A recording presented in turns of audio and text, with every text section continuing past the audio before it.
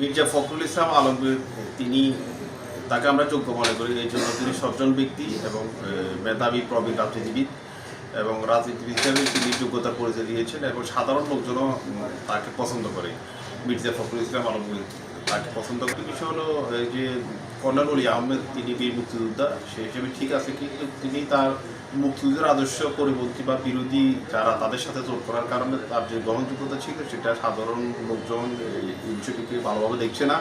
এই জন্য মির্জা ফখরুল ইসলাম আলমগীর কর্নেল অলি আহমদের চাইতে যোগ্য মনে করি। মির্জা ফখরুল ইসলাম আলমগীরকে যোগ্য মনে করছি এই কারণে তিনি নির্যাতিত গত 17 বছর এই আওয়ামী লীগের সাথে নির্যাতনের শিকার হয়ে তিনি দলের মহাসচিব হিসাবে দায়িত্ব পালন করেছেন।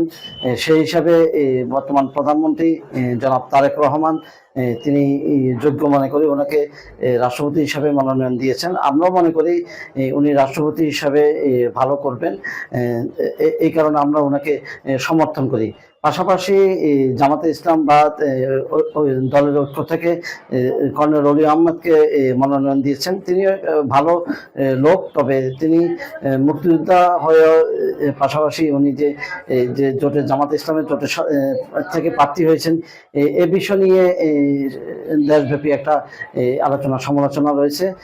তবে সব মিলিয়ে এখানে অন্য কারো দলের বাইরে গিয়ে তো ভোট দেওয়ার কোনো সুযোগ সুবিধা থাকে না। যদি সুযোগ সুবিধাটা থাকতো তাহলে গণতন্ত্রটা আরো একটু ভালোভাবে প্রকাশিত হতো বলে আমি মনে করছি।